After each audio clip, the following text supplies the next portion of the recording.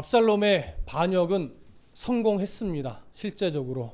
그리고 다윗은 얼마나 걸리게 될지 모르는 피난의 길을 드디어 출발을 했습니다. 감사하게도 그렇게 도망치듯 거의 대부분의 이스라엘의 인심을 압살롬에게 빼앗긴 상태로 다윗은 도망의 길을 걸어갔는데, 그래도 다윗에 대한 어떤 신뢰를 잃지 않고 다윗을 따르는 무리들이 있었습니다. 그 중에 제사장들과 레위인들도 다윗을 따르려고 했고, 아히도벨의 버금가는 지혜자였던 후세도 다윗을 따르려고 했었습니다. 그들 모두 다윗 편에 서준 것이죠. 하지만 다윗은 무작정 모두를 따르게 하지는 않았습니다. 그래도 하나님 주신 지혜를 가지고 제사장들과 레위인들 그리고 지혜자 후세는 예루살렘에 남아서 오히려 그곳에서 자신을 도와달라라고 그렇게 요청을 했지요. 그러면서 자신은 하나님께서 지금 이 걸음을 지난날의 나의 죄에 대한 하나님의 징계이며 책망으로 이 길을 걷게 하신 것이니 나는 하나님께서 원하실 때까지 이 여정 속에서 하나님 앞에 징계를 내가 받겠다. 그리고 하나님이 이제 불쌍히 여기시면 나를 돌아오게 할 테니 그때까지 너희는 예루살렘에 남아서 필요한 정보가 있으면 나한테 알려주고 또 필요한 하나님의 뜻이 있으면 나한테 알려달라. 그리고 언젠가 내가 다시 하나님의 은혜로 도와 예루살렘에 오게 되면 그때 나를 계속해서 나와 함께 해달라. 이런 요청을 했지요. 그래서 결국 제사장들과 레위인들 그리고 후세는 예루살렘으로 가게 됩니다. 그리고 계속하여 다윗은 이 피난의 걸음을 걷게 되지요. 오늘은 이제 이어지는 내용입니다. 먼저 1절부터 4절을 함께 한 번 더 읽겠습니다. 1절부터 4절입니다. 시작. 다윗이 마루턱을 조금 지나니 무비보셋의 종 시바가 안장 지은 두 나귀 외 떡 200개와 건포도 100송이와 여름과일 100개와 포도주 한 가죽 부대를 싣고 다윗을 맞는지라. 왕이 시바에게 이르되 네가 무슨 뜻으로 이것을 가져왔느냐 하니 시바가 이르되 나귀는 왕의 가족들이 타게 하고 떡과 과일은 청년들이 먹게 하고 포도주는 들판에서 피곤한 자들에게 마시게 하려 함이니이다. 왕이 이르되 네 주인의 아들이 어디 있느냐 하니 시바가 왕께 아뢰되 예루살렘에 있는데 그가 말하기를 이스라엘 족속이 오늘 내 아버지의 나라를 내게 돌리리라 하나이다 하는지라. 왕이 시바에게 이르되 무비보셋에게 있는 것이 다 네 것이니라 하니라. 시바가 이르되 내가 절하나이다. 내 주 왕이여 내가 왕 앞에서 은혜를 입게 하옵소서. 다윗과 일행들이 이제 감람산 이 등성이를 꼭대기를 넘어갈 무렵입니다. 이것을 오늘 성경은 마루턱이라고 표현을 했죠. 산 꼭대기 등성이를 조금 이제 넘어가서 막 지나갈 무렵에 누가 다윗을 찾아오냐면 다윗의 절친이었던 요나단의 아들 무비보셋에게 종으로 주었던 사울 집안의 종 시바가 있었습니다.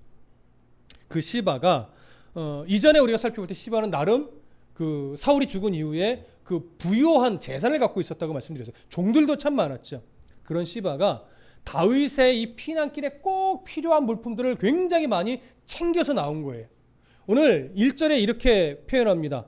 무비보셋의 종 시바가 안장 지은 두 나귀에 떡 200개, 건포도 100송이, 여름과일 100개, 포도주 한 가죽 부대를 싣고 다윗을 맞이했다라고 합니다. 이미 그곳으로 지나갈 것을 알고 시바가 이 음식들을 챙겨서 그 산등성에서 기다리고 있었다라고 하는 것이죠. 그러면서 시바는 나귀는 이 왕의 가족들을 위해서 준비했고 타고 가실 수 있도록, 그리고 또 떡과 과일은 청년들을 위해서 준비했다는데 이 청년들이라는 건 군사들을 의미하는 것으로 봅니다. 당신을 호위할 군사들을 위해서는 지금 떡과 과일을 준비했고 나머지 따르는 무리들, 그 무리들을 위해서는 포도주를 가지고 왔다라고 하는 겁니다. 그러니까 들에서 피곤한 자들이라는 표현은 이제 나머지 왕을 따르는 무리들로 이렇게 여겨집니다. 그때 다윗은 이러한 시바에게 네가 무슨 뜻으로 이것을 가져왔느냐고 묻지요. 이 말은 뭐냐면 다윗이 볼 때 시바는 사울 왕가의 종이었기 때문에 지금 이런 상황에서 압살롬이 반역하고 다윗이 도망을 가게 된 이 상황에서 다윗 편을 들 만한 인물은 아니라는 사실이에요. 그러니까 지금 어떤 표면적으로 볼 때 이 상황은 사울 왕가 쪽의 사람들은 오히려 환영할 만한 일이라는 거예요. 왜냐하면 어떤 복수의 의미, 그러니까 이거 고소하다 이런 상황이 될 수도 있기 때문에 시바 같은 인물은 다윗 편에 설 자가 아니라 오히려 압살롬의 편에 서서 다윗을 조롱하면서 기뻐해야 되는, 그래서 다시금 압살롬을 섬기면서 잘 살면 되는 이런 부류의 사람일 텐데 지금 자신을 맞이하며 이 음식을 준비해 온 것이 사실은 다윗 입장에서는 이해가 잘 안 되는 거예요. 그래서 네가 어찌해서 이런 것들을 갖고 왔느냐라고 한 거죠. 왜 압살롬의 편에 서지 않고 지금 내 편에 서려고 하느냐, 이 질문이에요. 그랬더니 시바는 이렇게 얘기합니다. 그죠? 왕을 위해서 가져온 겁니다. 여러분, 다윗이 시바의 말을 아직은 쉽게 믿을 수는 없었을 겁니다. 그러면서 이상한 점을 하나 발견해요. 뭘까요? 자신이 섬기는 주인 무비보셋, 요나단의 아들, 절뚝발이었던 그 무비보셋이 보이지 않는 거예요. 그래서 묻습니다. 그가 어디 있느냐? 무비보셋은 어디 있느냐? 그때 시바가 이제 말을 합니다. 어디냐면 3절이에요. 함께 보시면 왕이 이르되 내 주인의 아들이 어디 있느냐 하니 시바가 왕께 아뢰되 예루살렘에 있는데 그가 말하기를 이스라엘 족속이 오늘 내 아버지의 나라를 내게 돌리리라 하나이다. 이 말은 뭐예요? 무비보셋이 압살롬의 반역에 가담을 했단 얘기일까요? 가담하지 않았단 얘기일까요? 가담했단 얘기예요. 나름 사울 왕가의 자손이기 때문에 어쩌면 다윗 입장에서 이 말을 들을 때 무비보셋도 압살롬과 동맹을 맺었구나. 그래서 다윗을 쫓아내는데 같이 힘을 썼고 이제 압살롬을 왕으로 세우면서 또 사울 왕가를 다시금 세울 어떤 꿍꿍이를, 속셈을 가지고 있구나, 이렇게 생각했을 겁니다. 그런데 이런 다윗의 생각이 가능성이 있는 생각일까요? 가능성이 전혀 없는 생각일까요? 가능성이 전혀 없지는 않습니다.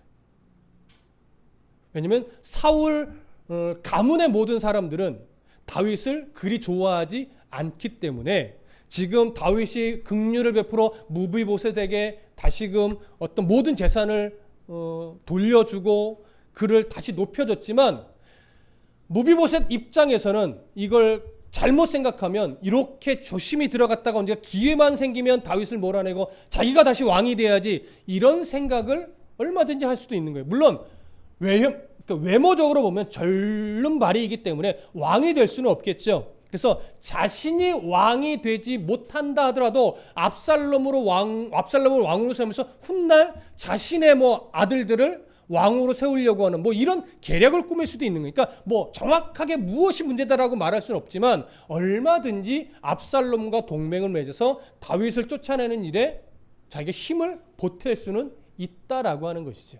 네, 그런 생각이 문득 들게 되니까 시바가 자신을 찾아온 것에 대해서 인정을 해주는 마음이 갑작스럽게 들 수도 있는 거죠. 그래서 다윗이 4절에 보면 이런 말을 해요. 왕이 시바에게 이르되 무비보셋에게 있는 것이 다 네 것이니라. 이 말은 뭡니까? 이미 무비보셋에 대해서 괘씸하게 여겨버린 거예요. 그래서 무비보셋에게 내가 그의 사울 왕가의 재산을 다 돌려줬는데 그거 이제 다 네 거 해라. 이건 뭐예요? 나중에 내가 왕으로 다시 제자리를 찾으면 그때 모든 재산은 네가 가져가도 좋다. 이렇게 된 거죠. 그러면 무비보셋은 어떻게 하겠다는 거예요? 처리하겠다라고 하는 의미가 은연중에 지금 배어 있는 거죠. 자, 그러면 한 가지 우리가 생각해 봅시다. 정말 이 시바가 말한 무비보셋이 반역에 동참했다라고 하는 뉘앙스로 한 이 말은 진실일까요? 거짓일까요?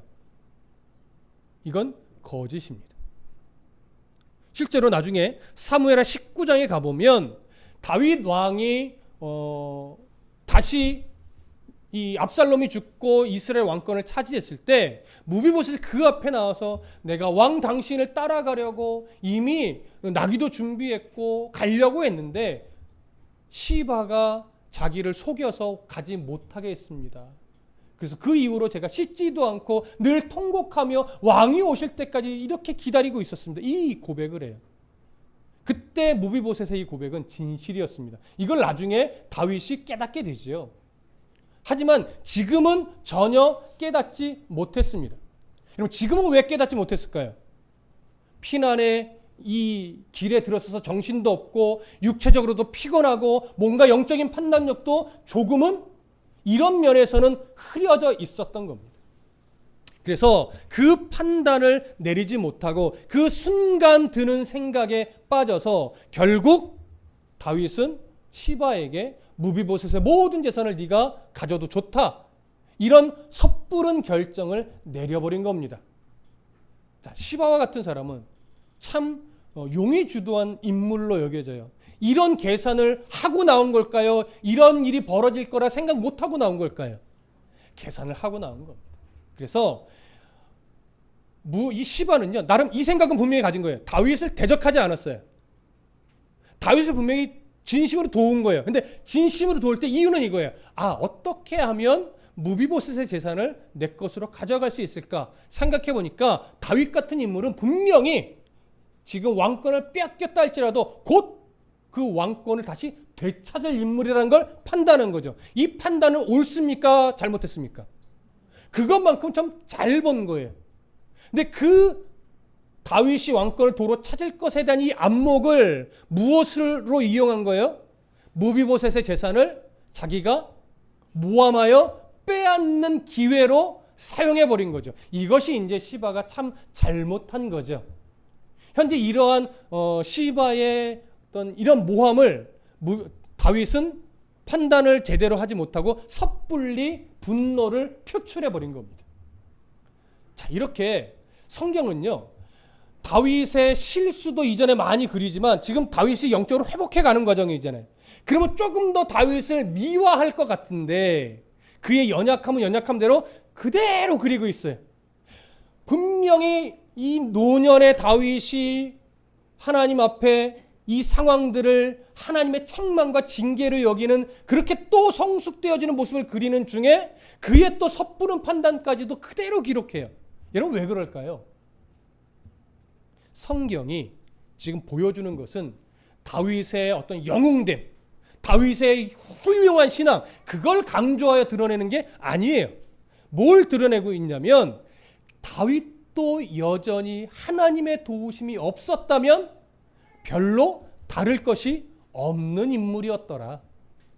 이걸 성경 계속 드러내는 거예요. 그래서 다윗이 정말 말하자면 성군 다윗이 될 수 있었던 건 철저하게 누구의 도움이었다? 하나님의 도움이었다.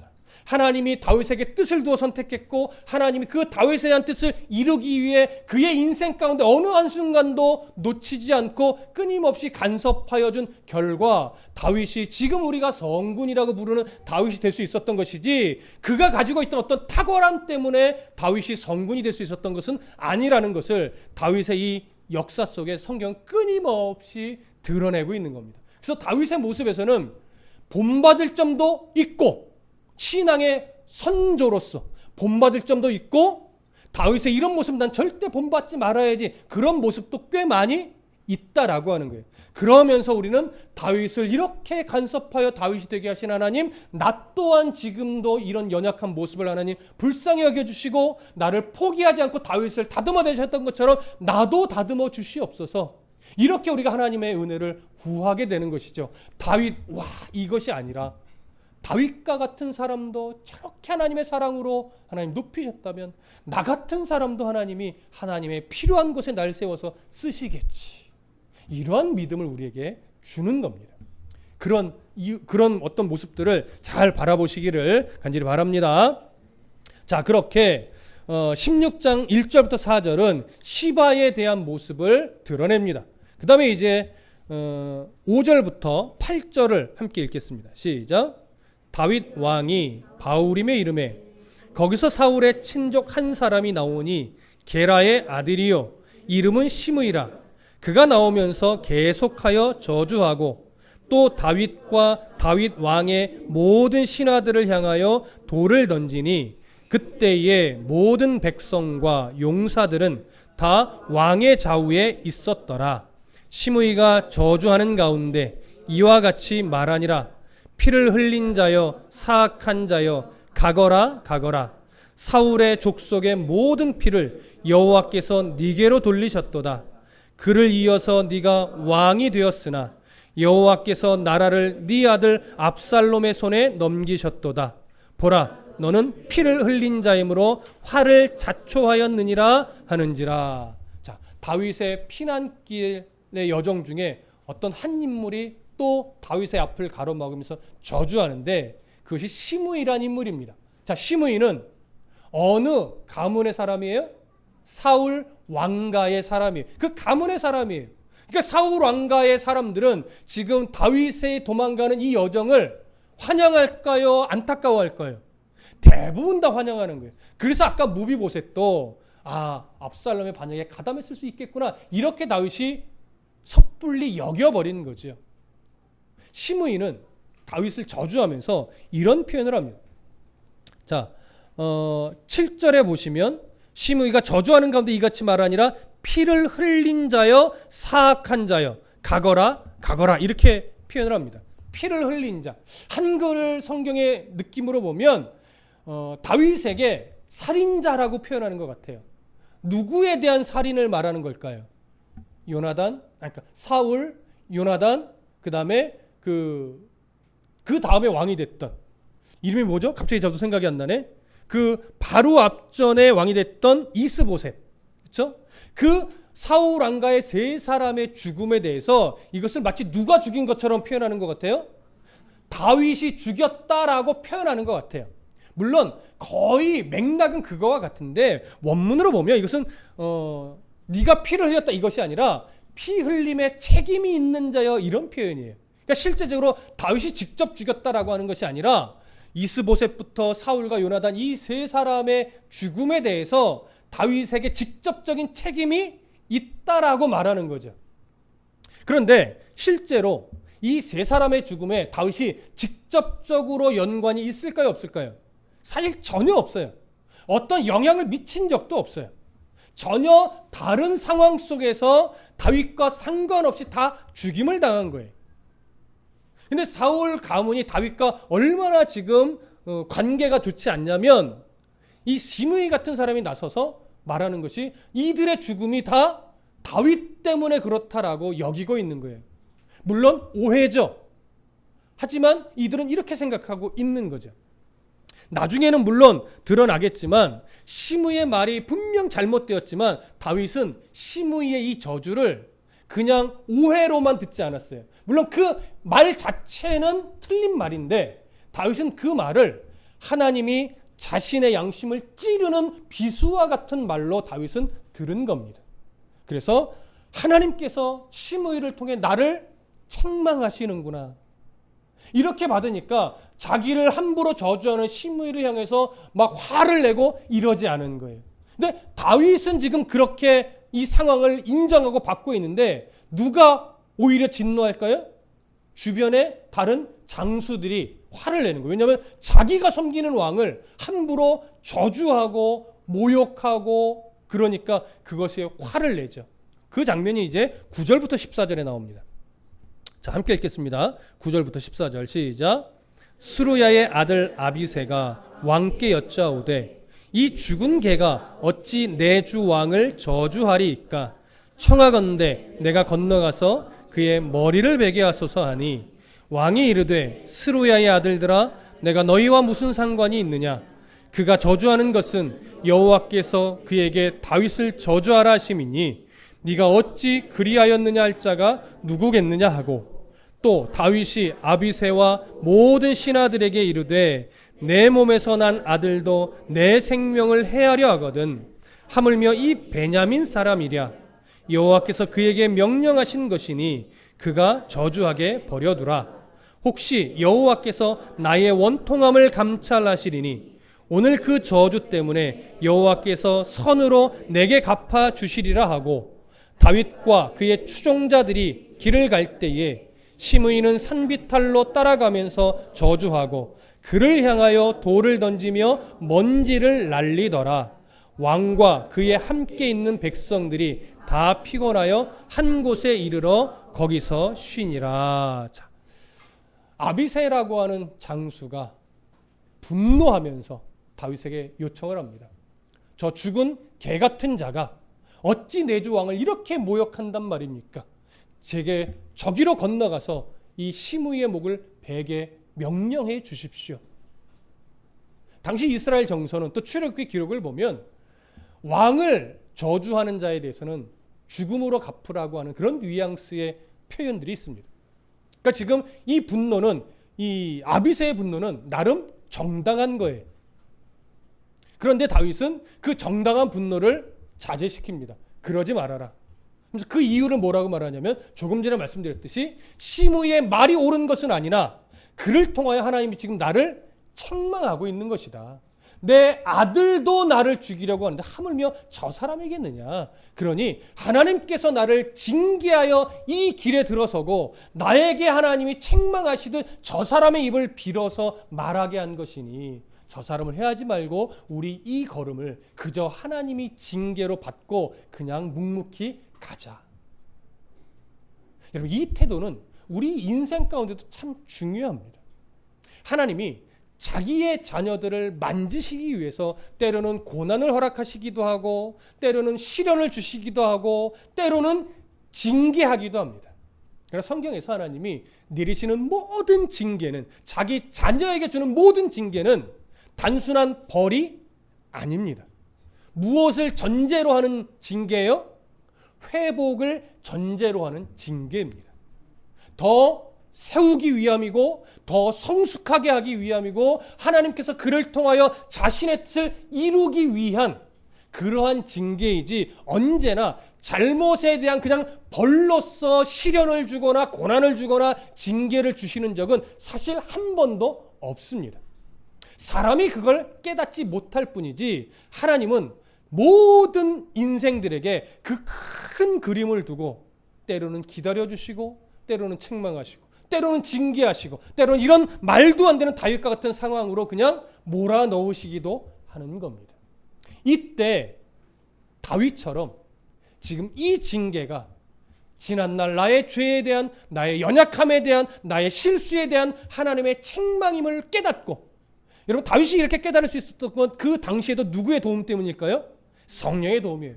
우리가 나누었었죠. 성령은 구약 시대에도 내주하시지만 않을 뿐이지 늘 인간의 역사 속에 함께 동행하면서 우리에게 깨닫게 하고 생각나게 하고 하는 모든 일들을 다 주관하셨어요.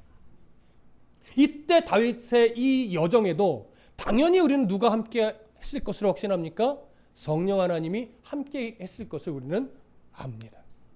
그래서 이런 깨달음을 다윗이 가질 수 있었고, 그래서 진짜 이런 하나님의 징계 속에 자신은 충분히 징계를 받아야 된다라고 인정을 했고, 그렇게 그 여정을 갔던 겁니다. 그래서 이 시므이는 그런 이유로 지금 말하자면 목숨을 건질 수 있었던 것이죠. 그렇게 시므이는 끊임없이 저주하면서 지나갔고, 다윗은 그 저주를 하나님의 책망으로 받아내며 자신의 이 도망자의 걸음을 그도 걸어갔습니다. 이렇게 자신의 이익을 위해 다윗을 만나려 했던 시바와 다윗에 대한 저주를 위해 찾아왔던 시므이 두 사람의 이야기가 지나가면서 이제 카메라 앵글이 어디로 돌아가냐면 예루살렘으로 돌아갑니다. 자, 그 얘기가 이제 15절부터 나오죠. 15절부터 19절을 먼저 읽어보겠습니다. 함께 읽습니다. 시작. 압살롬과 모든 이스라엘 백성들이 예루살렘에 이르고 아히도벨도 그와 함께 이른지라. 다윗의 친구 아렉 사람 후세가 압살롬에게 나아갈 때에 그에게 말하기를 왕이여 만세 왕이여 만세하니 압살롬이 후세에게 이르되 이것이 네가 친구 후를 후대하는 것이냐? 네가 어찌하여 네 친구와 함께 가지 아니하였느냐 하니 후세가 압살롬에게 이르되 그렇지 아니하니이다. 내가 여호와와 이 백성 모든 이스라엘의 택한 자에게 속하여 그와 함께 있을 것이니이다. 또 내가 이제 누구를 섬기리이까? 그의 아들이 아니니이까? 내가 전에 왕의 아버지를 섬긴 것 같이 왕을 섬기리이다 하니라. 자, 카메라 앵글이 이제 예루살렘으로 딱 돌아갔는데, 예루살렘에 이제 압살롬이 예루살렘 성에 입성했고, 뒤따라 누가 입성했어요? 아히도벨도 입성했어요. 근데 우리가 저번 시간에 살펴봤어요. 압살롬이 예루살렘에 입성하기 전에 바로 들어온 인물이 누구예요? 그게 후세죠. 물론 제사장들도 마찬가지였을 겁니다.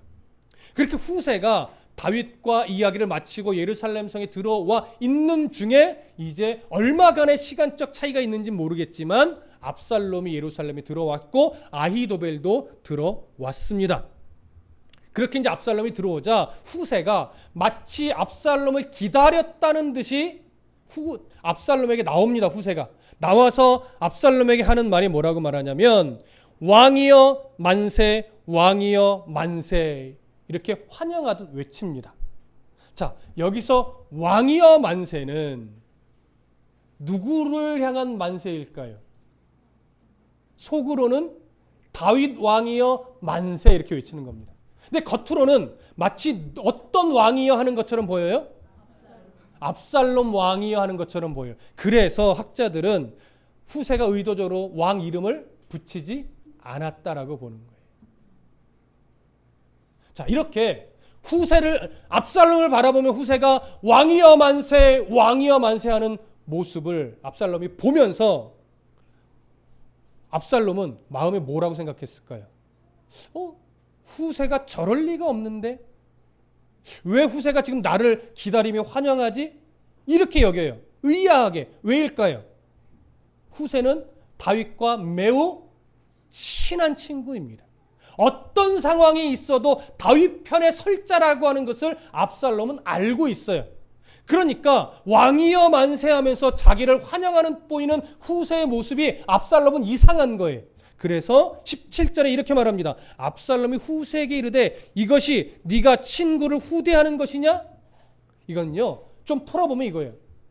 다윗 왕의 절친으로서 지금 당신이 나를 이렇게 환영하는 것이 옳은 겁니까? 이렇게 묻는 거예요. 그럴 리 없다 이거죠. 이때는 후세를 의심하는 거예요? 의심하지 않는 거예요?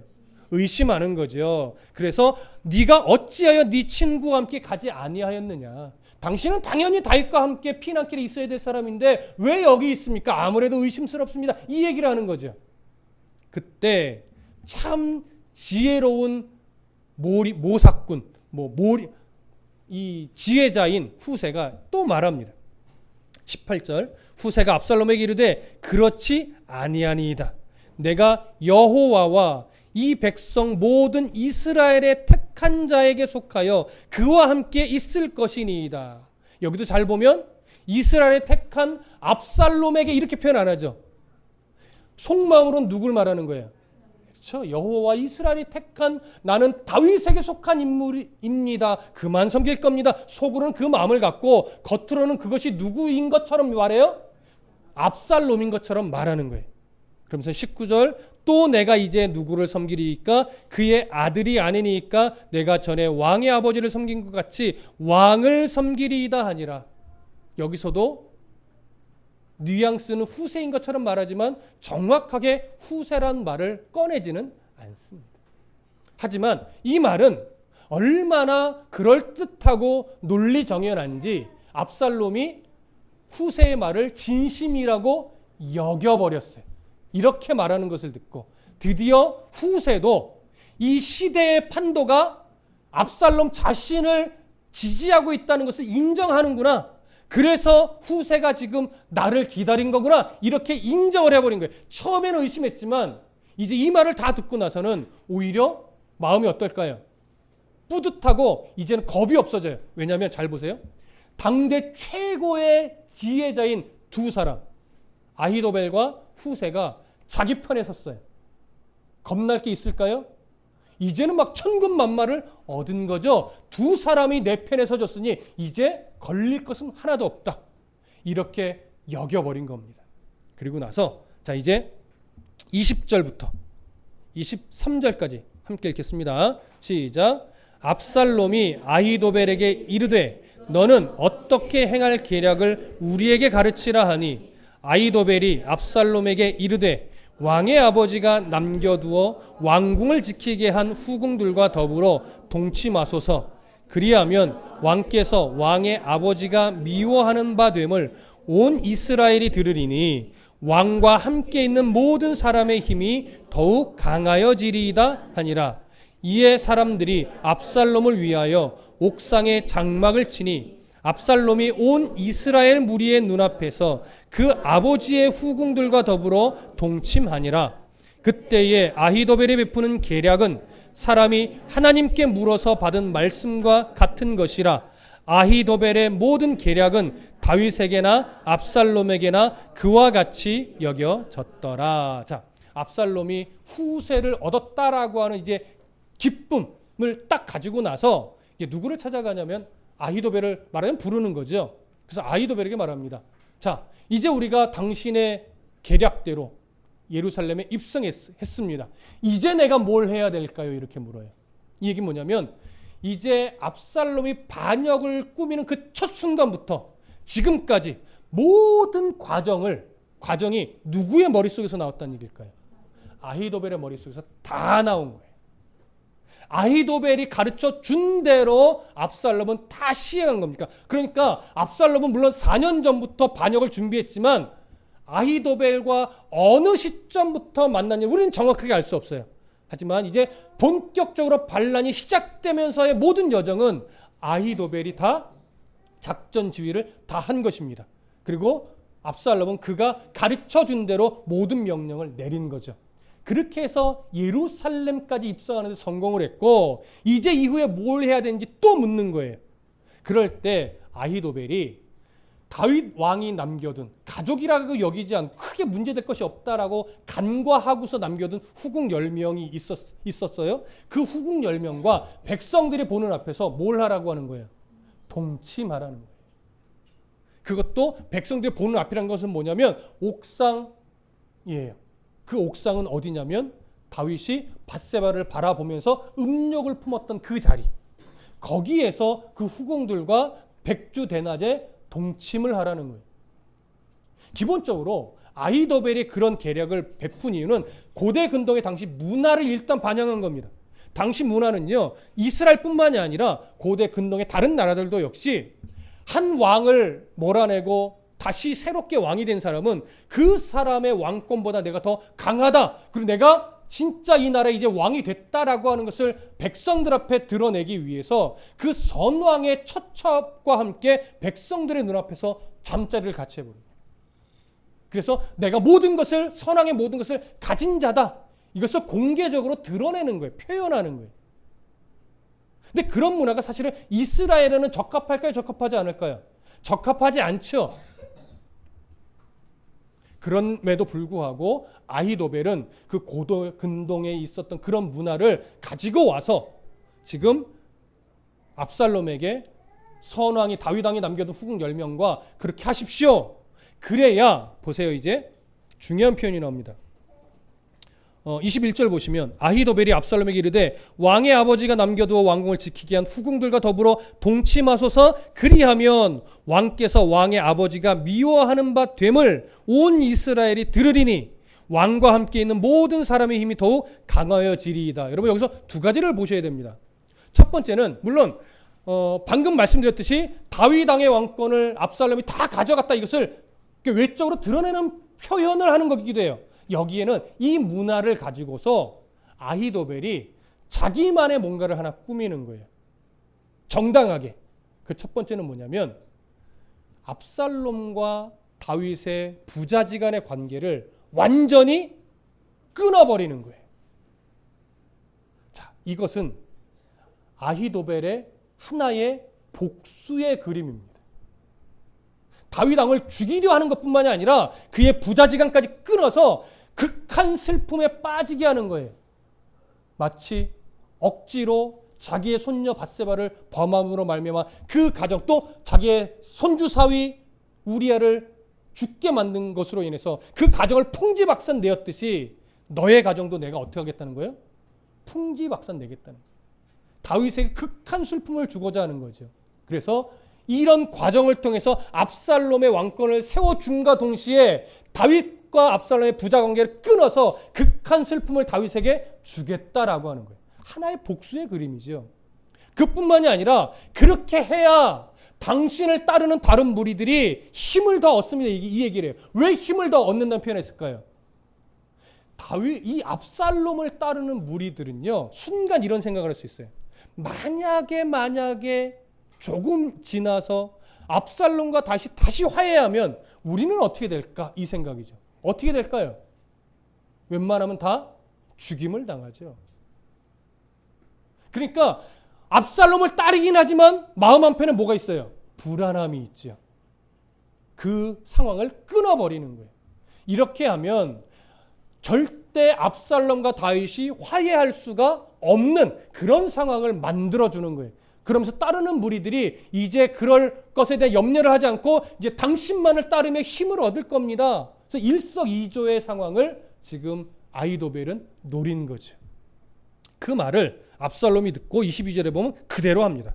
이에 사람들이 압살롬을 위하여 옥상에 장막을 치니 이 옥상이 바로 밧세바를 보았던 그리고 음욕을 품었던 그 자리예요. 거기서 압살롬이 온 이스라엘의 무리의 눈앞에서 그 아버지의 후궁들과 더불어 동침하니라. 일어나서는 안 될 일이 일어나 버렸고, 이런 모습 또한 어쩌면 다윗에 대한 징계의 모습으로 하나님이 그냥 허락해 두신 걸 수도 있습니다. 그러면서 이 16장을 최종 정리할 때 23절이 이렇게 표현합니다. 그때에 아히도벨이 베푸는 계략은 사람이 하나님께 물어서 받은 말씀과 같은 것이라 아히도벨의 모든 계략은 다윗에게나 압살롬에게나 그와 같이 여겨졌더라. 우리 앞 시간에 이 표현에 대해 표현이 가지고 있는 의미도 우리가 잠시 정리를 했었는데, 아히도벨이 베푸른 계략이 얼마나 천재적이고 대단했었는지, 다윗 시대에 아히도벨의 모든 말은 다윗이 누구가 하는 말씀처럼 여겼다는 거는 거예요.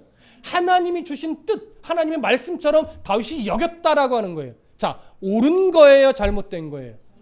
그렇죠. 그 지혜가 나빴다라고 하는 얘기가 아니라 아히도벨이 베푸는 사람의 지혜를 마치 하나님의 뜻처럼 여겨버리면서 하나님께 묻는 과정을 이제는 없애버린 거예요. 아니요, 묻지 않아 왔다라고 하는 거예요. 오랜 동안. 그러니까 다윗이 영적으로 어떻게 돼요? 하나님과 거리가 생기고 무뎌지고 하나님의 뜻을 그 다음부터 보지 못하게 되는 거죠. 이것이 다윗이 벌였던 큰 실수 중에 하나예요. 그 무뎌짐 때문에 일어난 일 중에 하나가 어쩌면 밧세바를 보고 음욕을 품지 말아야 될 대상임에도 불구하고 음욕을 품었던 것이 이런 이유일 수도 있습니다. 그런데 다윗에게도 마찬가지지만 아히도벨의 말을 하나님의 말처럼 여기는 건 누구에게도 똑같다고요? 압살롬도 지금 똑같이 여기고 있다라고 하는 거예요. 그렇게 아히도벨은 마치 천재적인 지혜자로서 하나님의 말씀처럼 모든 사람이 여기는 그런 천재적 두뇌를 가진 지혜자인데, 그 아히도벨의 지혜가 지금 16장까지 보면 정말 그대로 성공을 해요, 안 해요? 하지요. 자, 그런데 이제 나중에 17장을 살펴보면 우리가 확인이 되겠지만 성경은 뭘 드러내냐면 지금 이 상황을 보라는 거예요. 아히도벨은 정말 하나님의 말씀처럼 천재의 두뇌를 가지고 있어서 다윗도 그러했고 압살롬도 아히도벨의 모든 말을 마치 하나님의 말로 여겼을 만큼의 대단한 인물이고 실제로 그의 계획은 지금 성공한 것 같다. 그리고 그와 반면에 하나님 손에 붙들려 있는 다윗은 아히도벨의 계략에 의해 모든 것을 다 잃고 완전 패배자가 되어서 도망자의 길을 걸어가고 있다 이거예요. 자, 누가 더 지혜롭습니까? 다윗입니까? 아히도벨입니까? 표면적으로는 아히도벨이 정말 지혜로운 자가 맞습니다.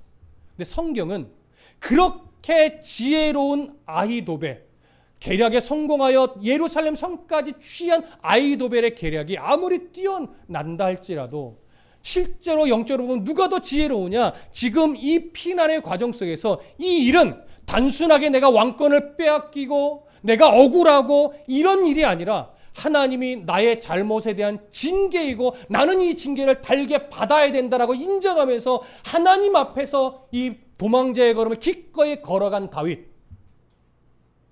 그 다윗이 진짜 지혜자라고 하는 거예요. 왜냐? 이제 17장으로 넘어가면 아히도벨의 그 대단한 지혜가 여지없이 한순간에 무너지는 것을 봅니다. 나중에 아히도벨은요, 자기 지혜가 꺾이는 상황을 딱 부닥치면서 자기 집으로 돌아가서 자살하여 죽습니다. 아히도벨이 오늘 23절에 아히도벨이 베푸는 계략은 사람이 하나님께 물어서 받은 말씀처럼 여겨지더라라고 하는 이 표현은 아히도벨의 정말 뛰어남을 드러내는 거지만 아히도벨과 같은 그 뛰어난 지략이 하나님 손에 붙들리지 않으면 그저 한낱 인간의 지혜일 뿐 하나님의 가장 부족한 지혜의 요만큼보다도 비교할 수 없는 연약한 그저 한낱 사람의 지혜일 뿐 그것은 영원할 수 없는 지혜다라고 하는 것을 오늘 성경은 그림으로써 비교하여 보여주는 겁니다. 여러분, 사람의 지혜를 의지하지 마십시오. 사람의 지혜는 사용하지 말라는 것이 아니라 항상 누구의 손에 사람의 지혜가 붙들려야 돼요? 하나님의 손에 붙들릴 때 그 지혜가 정말 아름다운 지혜가 되는 것이지 사람의 지혜가 하나님 손에 붙들리지 않으면 그 지혜는 그저 한낱 사람의 지혜일 뿐이에요. 영원할 수도 없고 완벽할 수도 없습니다. 그래서 오늘 다윗의 이야기에서는 어떤 사람이 진짜 지혜자냐, 조금 부족하고 모자랄지라도 내 인생이 하나님 손에 붙들리고 하나님이 없으면 내 인생은 아무것도 아닙니다라고 하는 이 고백을 진심으로 하며 이 믿음의 걸음을 한 걸음씩 걸어내는 그 사람이 진짜 지혜자다라고 하는 거예요. 그러니 이왕이면 하나님 우리에게 지혜를 주셨을 때 그 지혜를 나만을 위해서 사용하는 것이 아니라 누구의 손에 그 지혜가 붙들리도록 끊임없이 나를 하나님 앞에 세워야 돼요? 하나님의 손에 그 지혜가 붙들려서 그 지혜가 하나님에 의해 발휘되도록 만들어가는 사람. 바로 그 사람이 진짜 지혜자라고 하는 것을 오늘 16장에서 여실하게 그림으로 드러내 보여주고 있는 겁니다. 여러분, 아히도벨의 지혜를 부러워하지 마시고 오히려 징계의 여정 속에서 하나님을 발견하는 이 다윗, 연약한 다윗을 오히려 더 바라보십시오. 그것이 바로 우리가 주님 나를 부르실 때까지 이 세상을 걸어가는 참된 지혜의 한 모습일 겁니다.